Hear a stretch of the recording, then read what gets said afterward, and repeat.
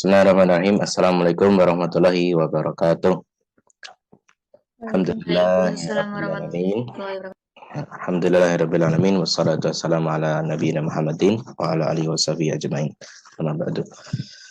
Baik, pada kesempatan hari ini kita dari kelompok 4 akan mempresentasikan makalah kami yang berjudul Hakikat Perbedaan Individual dan Kesiapan Belajar dalam Dunia Pendidikan. Kami dari kelompok 4 yang baru menganggotakan 1, ada Marcelina Via Hanadia Safitri, Sakti Putra Mardika, saya sendiri, Sakti Putra Mardika, kemudian ada Umi Habibah, kemudian ada Lupita Firdatul Jannah, kemudian ada Nurul Istiqomah, dan yang terakhir ada Asmaul Husna. Ya, pada hari ini kita akan membahas beberapa hal terkait dengan perbedaan individual dan kesiapan belajar dalam dunia pendidikan. Untuk kesempatan yang pertama, untuk latar belakang akan dibacakan oleh Saudari Umi Habibah. Silahkan. Baik, terima kasih kepada Mas Sakti atas kesempatannya. Kali ini saya akan bacakan pada bab 1 mengenai pendahuluan. A. Latar belakang masalah. Manusia satu sama lain tercipta dengan perbedaan. Perbedaan manusia satu dengan yang lain adalah sebuah keniscayaan yang tidak dapat ditolak oleh siapapun. Hal ini dapat dilihat sendiri lewat dari definisi hakikat manusia itu apa menurut para filsuf dari zaman terdahulu. Berbagai definisi muncul seperti makhluk yang berpikir atau Homo sapiens, makhluk yang berbentuk atau Homo faber, makhluk yang dapat dibentuk atau Homo educandum, dan seterusnya. Hal ini membuktikan ada perbedaan ruang pandang dalam mendefinisikan manusia yang juga sekaligus bermakna ada berbagai sifat yang berbeda dalam manusia satu dengan manusia yang lain. Perbedaan antara satu manusia dengan manusia yang lain dapat disebut dengan istilah perbedaan individual. Perbedaan antar individu manusia dengan individu manusia yang lain adalah salah satu unsur yang penting dalam dunia pendidikan, mengingat manusia dapat menjadi bagian yang berposisi sebagai peserta didik dalam proses pembelajaran. Secara idealnya, proses pembelajaran akan berjalan dengan optimal dan tuntas jika didesain cocok dengan aspek-aspek pluralitas yang dimiliki oleh para individu peserta didik. Akomodasi berbagai cara dan metode dalam proses pembelajaran perlu dilakukan mengingat pada setiap individu peserta didik memiliki karakteristik dan kemampuan yang beragam dalam mencerna dan memahami pengetahuan yang diperolehnya. Maka dari itu, seorang pendidik harus mencermati dan memahami kondisi perbedaan individual tersebut dengan baik. Namun pada kenyataannya, masih terdapat banyak dari tenaga pendidik yang tidak mencermati aspek perbedaan yang terjadi pada diri peserta didik. Hal ini tentunya akan menjadi hambatan bagi proses pembelajaran di kelas maupun output prestasi akademik dari peserta didik yang kurang maksimal. Dengan kata lain, dengan sikap abai seorang guru atau pelajaran, peserta didik sukar memahami materi, kurangnya pengalaman belajar peserta didik, dan berbagai masalah rendahnya nilai akademis yang didapat oleh peserta didik. Padahal, salah satu esensi utama dari dunia pendidikan adalah menciptakan proses pembelajaran yang menyenangkan dan sukses meluluskan generasi yang cerdas, terampil, dan bersikap mulia. Selain dampak sisi negatif dari sudut pandang peserta didik, sikap abai terhadap peserta individual juga berdampak buruk pada tenaga pendidik. Salah satu dampak yang nyata adalah pendidik akan kesulitan mengembangkan aspek kompetensi pedagogis dan profesionalismenya. Padahal tantangan zaman dan bergeraknya ilmu dan teknologi yang semakin maju harusnya dapat mengetuk pintu hati dan kesadaran dari para pendidik untuk tetap belajar dan meningkatkan aspek kompetensinya. Dampak dari potensi yang buruk tentunya imbasnya adalah pembelajaran yang kurang efektif dan tidak berkemajuan. Agak ke atas sedikit. Nah, cukup. Perbedaan individual dapat dijelaskan dengan melihat arti dalam bangunan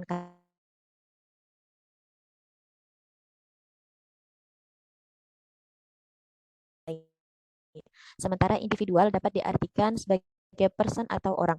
Jadi perbedaan individu dapat didefinisikan sebagai hal-hal yang menjadikan seorang itu berbeda dengan seorang yang lain. Adapun makna yang diinginkan dalam proses pembelajaran adalah karakter-karakter yang berbeda antara peserta didik yang satu dengan yang lainnya. Perbedaan individual dalam pendidikan dideskripsikan sebagai perbedaan-perbedaan yang terkait dengan aspek-aspek yang berbeda antara peserta didik dalam berpikir, berperasaan, dan bertindak dalam suatu kelas. Perbedaan individu ini mencakup perbedaan yang ditemukan dalam aspek fisiologis maupun psikologis dari seorang peserta didik. Perbedaan individual yang terjadi dapat berbentuk pada variasi yang terjadi dalam berbagai aspek yang ditemukan. Misalkan aspek biologis, perbedaan dalam aspek intelijensi, perbedaan gaya belajar, perbedaan kepribadian, dan lain-lainnya. Perbedaan individu ini juga dapat dibagi dengan sudut pandang asal muasalnya menjadi perbedaan individu yang berasal dari bawaan atau genetik, atau berasal dari faktor luar alias lingkungan. Perbedaan individu merupakan sebuah keniscayaan yang tidak dapat dihindari, maka diperlukan pemahaman dari seorang pendidik terkait realita ini. Pemahaman seorang pendidik mengenai perbedaan individu ini akan memberikan pedoman dan acuan kepada pendidik bagaimana merumuskan desain pembelajaran. Bisa dibawain dikit, Mas? Merumuskan desain pembelajaran yang menunjang potensi peserta didik secara baik. Pendidik juga akan lebih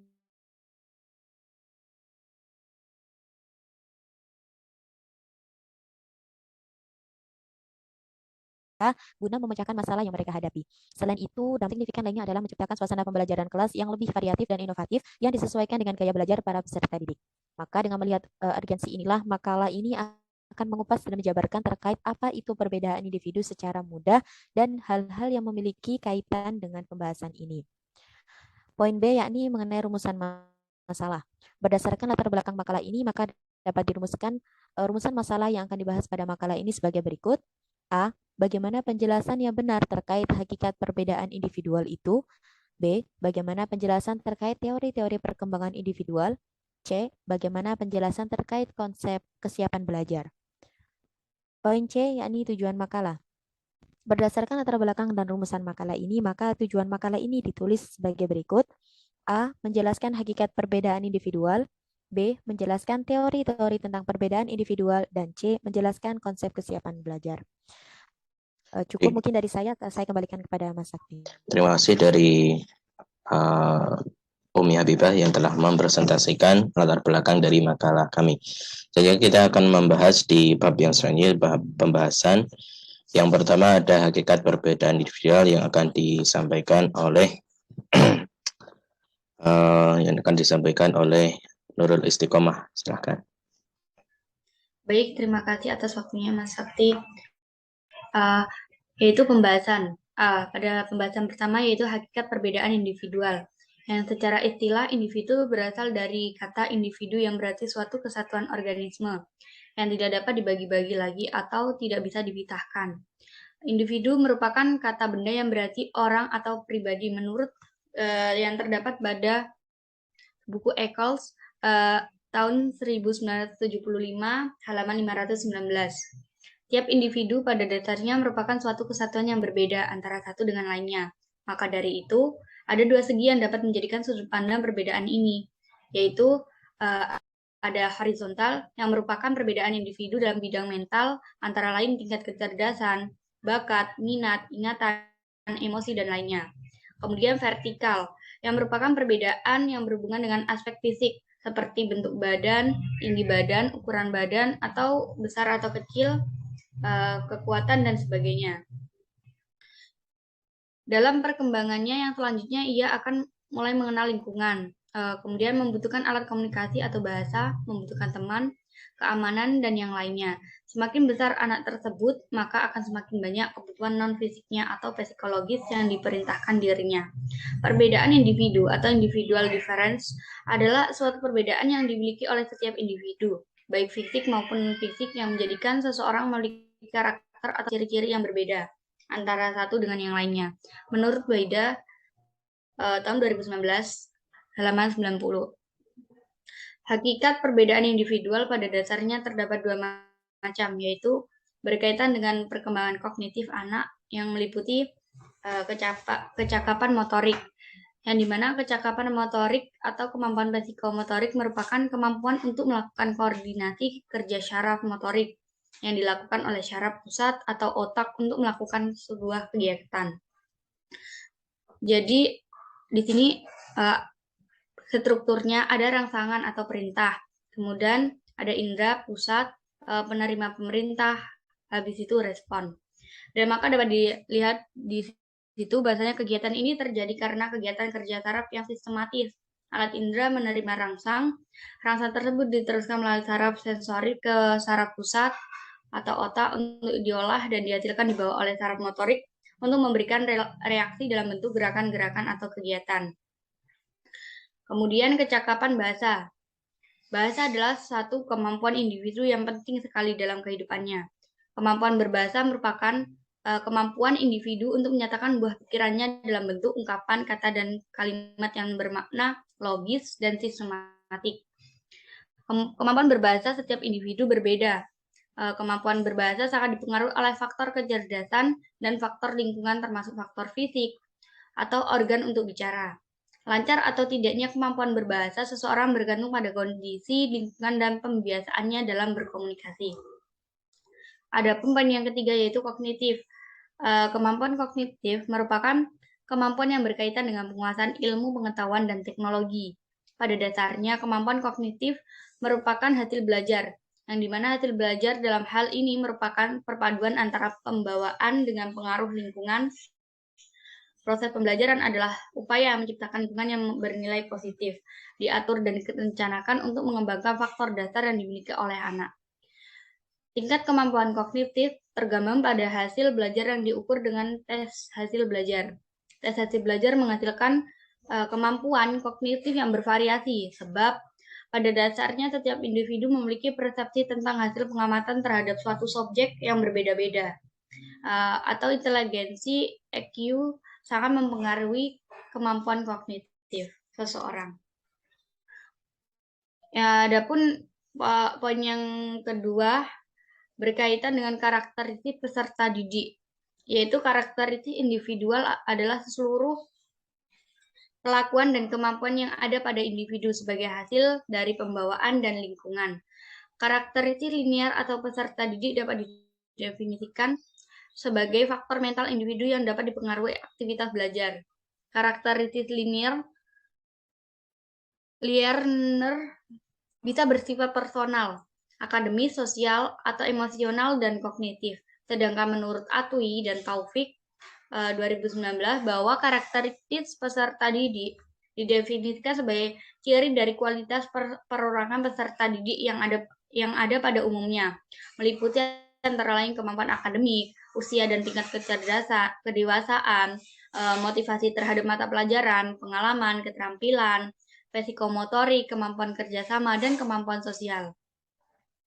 Karakteristik dalam manusia dapat dibedakan menjadi 4 jenis karakteristik, yaitu ada karakteristik pribadi. Yang pertama, yang dimana sering dikaitkan dengan informasi demografias seperti usia, jenis kelamin, kematangan, bahasa, status sosial ekonomi, latar belakang budaya, dan kebutuhan khusus kelompok learner seperti keterampilan dan kecatatan tertentu untuk dan gangguan belajar.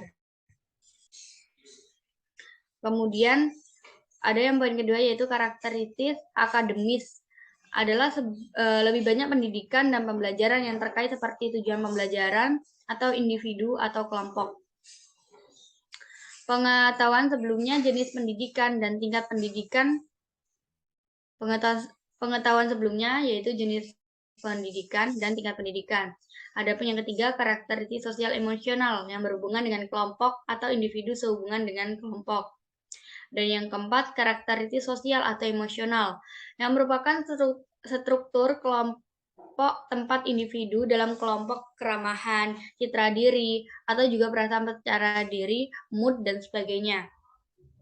Dan adapun yang kelima, yaitu karakteristik kognitif berhubungan dengan hal-hal seperti rentang perhatian, memori, prosedur mental, dan keterampilan intelektual yang menentukan bagaimana learner merasakan, mengingat, berpikir, memecahkan masalah, mengatur, dan mewakili informasi di dalam otaknya. Baik, terima kasih. Mungkin sampai sini yang bisa saya sampaikan. Waktu saya kembalikan kepada moderator. Terima kasih dari Mbak Nurul Istiqomah yang telah meluruskan tentang hakikat perbedaan individual. Kemudian kita akan beralih kembali kepada materi selanjutnya, yaitu teori perbedaan individual, yang di sini akan membahas tentang teori-teori perbedaan individual. Untuk presentator kita saat ini akan dibacakan atau dijelaskan oleh Mbak Asmaul Husna. Silakan. Terima kasih Mas Sakti atas waktunya. Di sini saya akan menjelaskan tentang teori perbedaan individual. Perbedaan individual berkaitan dengan psikolog pribadi yang menjelaskan perbedaan psikolog antara orang-orang serta berbagai persamaannya. Psikolog perbedaan individu menguji dan menjelaskan bagaimana setiap orang berbeda dalam berpikir, berperasaan, dan bertindak. Menurut Lindgren, makna perbedaan dan perbedaan individual menyangkut tentang variasi yang terjadi, baik variasi dari segi fisik dan psikologis. Perbedaan individual menurut Kaplan adalah sifat atau perbedaan kuantitatif dalam suatu sifat yang bisa membedakan suatu individu dengan individu lainnya. Menurut Webster, individu merupakan sesuatu yang tidak dapat dibagi, tidak dapat dipisahkan, keberadaannya sebagai makhluk yang dipilih, tunggal dan khas. Seseorang berbeda dengan orang lain karena ciri-ciri yang khusus itu.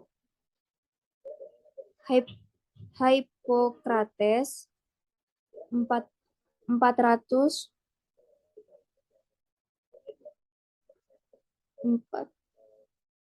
Hippocrates sebelum 400 sebelum Masehi dan Galenius 150 Masehi mencoba mengungkapkan perbedaan individual dari sisi kepribadian seseorang yang didasarkan pada tingkat berlebihnya jumlah salah satu dari 4 cairan yang ada di dalam tubuh manusia. Ada beberapa macam tipe-tipe kepribadian manusia, yakni sanguinis, yaitu tipe kepribadian seseorang yang memiliki banyak kandungan empedu hitam di dalam empedunya. Sehingga orang dengan tipe ini cenderung memiliki sifat-sifat kepribadian seperti bersikap pemurung, perimis, penakut, dan selalu mudah putus asa. Yang kedua, sanguinicius, yaitu tipe kepribadian seseorang yang memiliki banyak cairan darah dalam tubuhnya. Karakteristik pada tipe ini biasanya dimiliki oleh orang yang wajahnya berseri-seri, periang, dan selalu bersikap optimis. Yang ketiga, flegmatisi, yaitu tipe kepribadian yang dimiliki oleh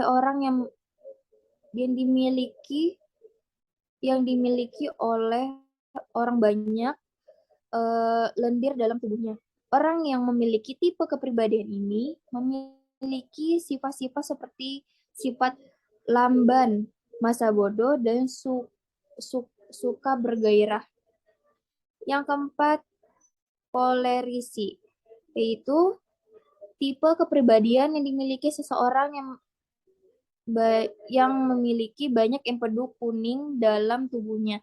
Sifat yang dimiliki seseorang dengan kepribadian ini adalah peka, tegar, teguh, pendirian, mudah, marah, aktif, dan berkemauan keras. Nah, selain itu, pembagian di atas adalah di antara para ahli yang mencoba berbagi manusia dalam sudut pandang tipe tubuh dengan cenderungan tingkah lakunya, yaitu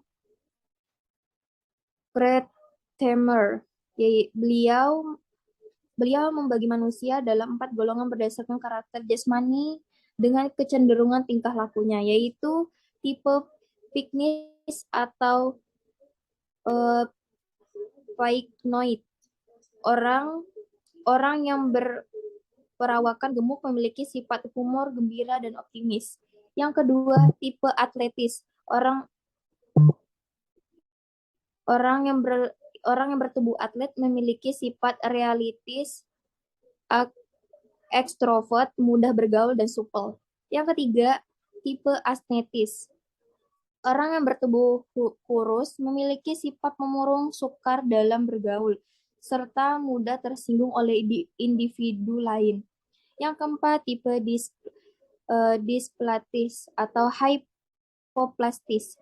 Orang dengan bentuk tubuh tidak normal, bertingkah laku tidak normal, dan selamanya memiliki perasaan inferioritas. Kemudian ada di antara para ahli, salah satunya Charles Gustav Jung, yang membagi manusia berdasarkan orientasi sosial ke dalam 3 jenis manusia, yaitu introvert. Introvert adalah seseorang yang bisa menyerapkan energi ketika sedang sendiri dengan memiliki ketenangan untuk melakukan refleksi. Individual yang memiliki sifat introvert akan memilih untuk menyadari ketimbangan menghabiskan waktu dengan orang-orang terdekat. Individu yang introvert biasanya memiliki ciri-ciri pemalu, pendiam, suka menyendiri, dan suka mencari kepuasan dan kesenangan dalam dunia perasaan dan angan-angan sendiri. Yang kedua, ekstrovert. Ekstrovert adalah kebalikan dari individu introvert, yaitu individu yang lebih menghabiskan waktu dengan lingkungan luar daripada menyendiri. Orang ekstrovert biasanya lebih mudah bergaul, beraktivitas dengan orang lain, bertukar ide pendapat dengan orang lain, dan banyak bergaul dengan lingkungan luar. Ciri-ciri individu ini mudah bergaul, percaya diri, senang berinteraksi dan bersosialisasi, mudah beradaptasi dengan lingkungan, dan tidak pemalu. Yang ketiga, ambivert. Ambivert adalah orang yang memiliki kepribadian yang luar biasa dikarenakan memiliki sisi introvert dan ekstrovert dalam dirinya. Ciri individu yang memiliki sifat ambivert biasanya memiliki kepribadian yang bisa berubah dengan lawan bicara, tidak selalu diam, dapat beradaptasi dengan baik, nyaman di kerumunan maupun saat sendiri. Selain pembagian-pembagian yang di atas, ada sebuah tipologi terkenal yang disebut dengan tipologi Edward Spager, yaitu tipologi ini membagi manusia didasarkan 6 nilai hidup sosial. Di antaranya, yang pertama, teoritis atau pengetahuan. Manusia dengan tipe ini merupakan intelektual sejati. Manusia ini dan tujuan perbuatannya ingin mencapai keberadaan dan hakikat dari benda-benda. Manusia tipe ini menempatkan peranan dominan dari kognisi atau berpikir sebagai dasar dalam melakukan aktivitasnya. Adapun beberapa ciri manusia berdasarkan tipe ini, yakni A. Pendiriannya yang relatif objektif terhadap segala sesuatu. Yang ke B. Cenderung mempelajari ilmu pengetahuan. C. Logis. D. Selalu mencari kebenaran. E. Memiliki pengertian yang jelas. Orang tipe ini tidak mudah memancing kecemburuan sosial karena tidak mementingkan materi dalam hidup. Yang kedua adalah ekonomis. Manusia ekonomis adalah manusia yang aktivitasnya berdasarkan nilai-nilai ekonomi, yakni prinsip untung rugi. Mereka selalu kaya akan gagasan-gagasan yang praktis dan kurang memperhatikan bentuk-bentuk tindakan yang dilakukan karena perhatian utamanya tertuju pada hasil tindakan tersebut. Nah, berikut ini adalah ciri-ciri manusia ekonomi, diantaranya adalah yang pertama melihat segala sesuatu dari manfaatnya. Yang kedua, senang bekerja. Yang ketiga, senang mengumpulkan harta. Yang keempat, agak kikir. Yang kelima, bangga dengan hartanya. Yang keenam, bersikap egosentris. Yang ketujuh, mengejar kekayaan untuk mencapai tujuan. Yang ketiga adalah asistensi atau keindahan. Manusia dengan tipe ini menghayati seakan-akan tidak sebagai pemain, tetapi sebagai penonton. Ia mempunyai kecenderungan individualisme. Manusia jenis ini kurang bisa menghadapi tuntunan praktis dalam kehidupan dan lebih mementingkan keindahan. Keempat, sosial atau kemasyarakatan. Manusia sosial adalah manusia yang mengutamakan nilai sosial atau hubungan dengan orang lain dan mengabdikan diri untuk kepentingan bersama. Yang kelima, politik. Manusia politik adalah jenis manusia yang menjadikan nilai-nilai politik sebagai pola hidupnya. Mereka mempunyai tujuan untuk mengejar kekuasaan dan berkuasa di atas manusia lain. Orang lain bagi manusia tipe ini hanyalah sebagai objek kekuasaan. Perwujudan dari sikap ini bisa berupa keinginan untuk lepas dari kekuasaan orang lain, bebas dari paksaan dan tuntunan otoritas. Yang keenam adalah religius. Orang yang religius hidup religius hidup di bawah nilai-nilai keagamaan. Memiliki kecenderungan menjadi orang yang soleh dan taat terhadap agama. Ya, terima kasih dari Mbak Asmaul Husna telah menjelaskan tentang teori-teori pembagian tentang perbedaan individual menurut para ahli. Kemudian yang selanjutnya yaitu adalah kesiapan belajar. Materi ini akan dibawakan atau disampaikan oleh Mbak Lupita Firdatul Janah. Silahkan. Bismillahirrahmanirrahim. Kesiapan belajar. Galliano 1997 mengemukakan bahwa belajar merupakan suatu kegiatan untuk mengadakan perubahan di dalam diri seseorang, yaitu perubahan tingkah laku, sikap, kebiasaan, ilmu pengetahuan, keterampilan, dan sebagainya. Dalam mencapai suatu tujuan pembelajaran, maka perlu adanya kesiapan dalam diri masing-masing individu. Kesiapan individu akan membawa seseorang untuk siap memberikan feedback terhadap kondisi yang dihadapi dengan caranya sendiri. Kesiapan individu ini juga dapat menentukan kualitas proses dan prestasi belajar siswa. Kesiapan atau readiness adalah kondisi di mana suatu individu dalam keadaan yang memungkinkan belajar. Peserta didik yang belum siap untuk melaksanakan proses pembelajaran akan mengalami kesulitan atau bahkan putus asa. Yang dimaksud dalam kesiapan ini adalah kematangan, pertumbuhan fisik, inteligensi, latar belakang pengalaman, prestasi belajar yang baku, motivasi, persepsi, dan faktor-faktor lain yang dapat memungkinkan peserta didik dapat belajar. Ke bawah, Mas. Menurut Gamarah 2002, kesiapan untuk belajar merupakan kondisi yang telah dipersiapkan untuk melakukan suatu kegiatan.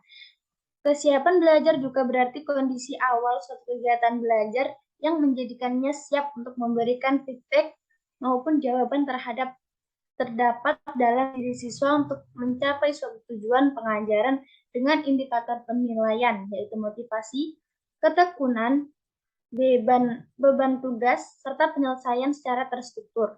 Dalam buku psikologi belajar untuk program sarjana, kesiapan belajar juga diartikan keadaan anak merasa siap, fisik dan mental, serta kemampuan lain yang dibutuhkan peserta didik untuk mengikuti proses kegiatan belajar dan menerima tugas dari guru dengan baik.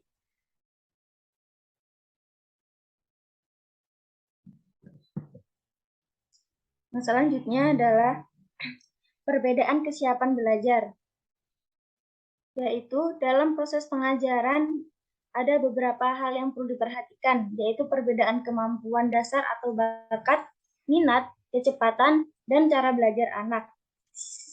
Setiap peserta didik mempunyai kemampuan dasar yang berbeda-beda dan akan mengalami perubahan seiring dengan pengalaman dan kebutuhan anak itu sendiri.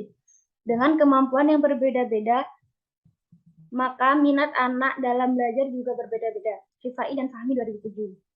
Dalam hal ini, perlu diperhatikan bahwa setiap peserta didik mempunyai tingkat prestasi yang berbeda setiap mata pelajaran. Peserta didik yang pintar belum tentu mahir dan mendapatkan prestasi yang paling tinggi di setiap mata pelajaran. Begitu juga dengan peserta didik yang lamban, belum tentu bodoh dan tidak mendapatkan prestasi sama sekali pada setiap mata pelajaran. Keberhasilan atau kegagalan siswa dalam mengikuti pelajaran dipengaruhi oleh beberapa faktor, yakni faktor intern dan faktor ekstern. Faktor intern itu adalah faktor yang ada dalam diri siswa, sedangkan faktor ekstern adalah faktor yang ada di luar diri siswa. Antaranya adalah faktor internal atau juga sering disebut faktor yang berada dalam diri peserta didik, yaitu kondisi atau keadaan jasmani dan rohani peserta didik seperti kesehatan, minat, kecerdasan, bakat, perhatian, inteligensi, motivasi, dan cara belajar. Faktor eksternal atau faktor yang berada di luar peserta didik, yakni kondisi lingkungan peserta didik seperti keluarga, sekolah, masyarakat, lingkungan tetangga, disiplin yang diterapkan oleh sekolah, dan aktivitas organisasi.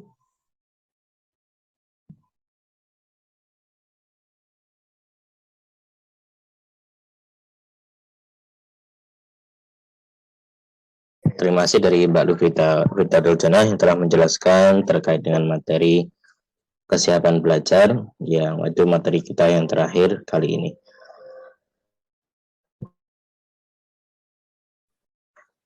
Oke, untuk materi yang selanjutnya, kita akan ke bab ketiga, yaitu penutup yang berisi kesimpulan dan saran. Untuk bagian ini akan dijelaskan oleh Mbak Marcelina Fia. Silahkan, tempat dan waktu saya persilakan. Oke, bab 3 penutup. Kesimpulan. Hakikat perbedaan individual, suatu perbedaan yang dimiliki oleh setiap individu, baik fisik maupun non-fisik, yang menjadikan seseorang memiliki karakter atau ciri-ciri yang berbeda antara satu dengan yang lain. Perbedaan individu dapat digolongkan menjadi dua jenis, yaitu berkaitan dengan perkembangan kognitif anak dan berkaitan dengan karakteristiknya. Ada pula yang membagi perbedaan individu menjadi dapat ditinjau dari dua aspek, yaitu fisiologis dan psikomotorik.